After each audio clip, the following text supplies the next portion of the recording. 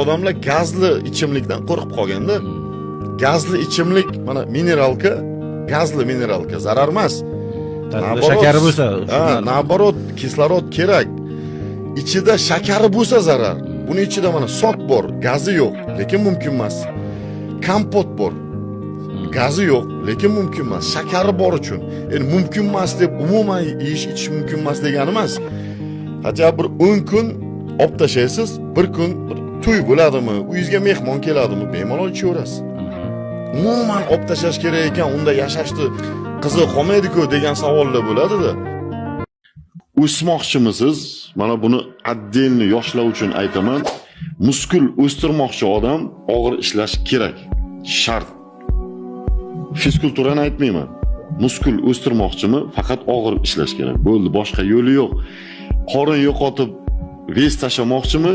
Dieta qiladi. Bo'ldi, boshqa yo'li yo'q. Mana oddiysi shu. Nimalardir izlash kerak emas. Ves tashlamoqchiman, nima ichsam bo'ladi? Suv ichding. Boshqa nimani aytish mumkin? Dieta qil bo'ldi. Hozir ko'pchilik trenirovkasini noto'g'ri boshlagan. Ili, mana ikkita yo'l bor-da, ili og'ir ko'tarishim kerak ekan deb noto'g'ri ko'taradi. Unda travma bo'ladi 100%, unda muskul ham o'smaydi. Og'ir noto'g'ri ko'tarsangiz, chista bo'g'inning hisobiga ko'tarasiz, u travma bo'ladi. Ili texnikani to'g'ri qilaman deb kichkina vez ko'taradi. Shogirdlarimga aytaman, kundan kun o'zgaradi, sababi to'g'ri texnika bilan og'ir ko'taramiz. Steroid вообще ni pri чем. Bestiy, men nima uchun qo'yaman? Mana steroid olmasdan ham shunaqa forma qilsa bo'lar ekan deb bilsin deb. Lekin ko'pchilik ishonmaydi. Ishonmasang, men seni ishontirishga majbur emasman. Misol uchun ozishga, vez tashlashga, daraxt baylarini kessangiz, o'sish sekinlashib qoladimi, nima deb o'ylaysiz? Yana o'saveradi. Tomirini kessangiz-chi? O'smaydi ham, bayi kesish ham shart emas, qurib ketadi o'zi, to'g'rimi? Bu dieta qilsangiz nima qilasiz? Liposaksiya. Liposaksiyadan menda 50 tadan ko'p shogirdim bor, ayniqsa ayollar.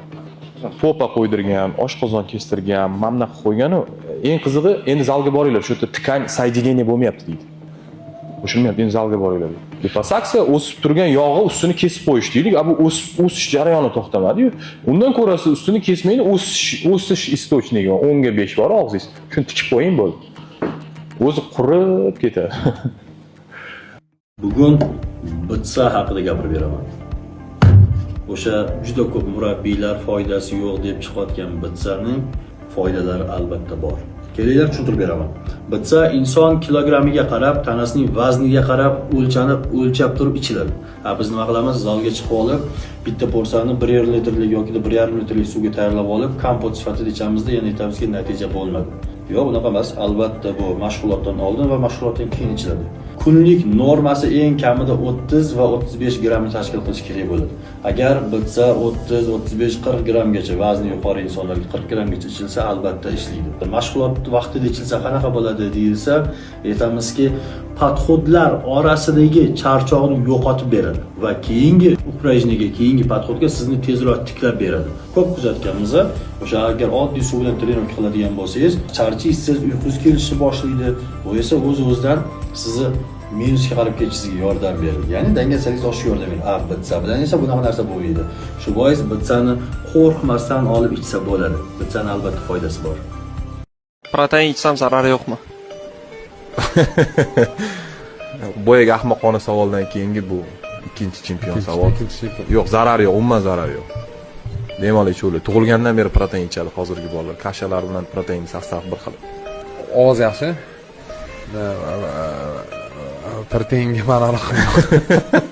Ichavering. Chiroyli qomatni chiqarish jarayonida eng qiyin narsa nima? Dietani sabriga chidash.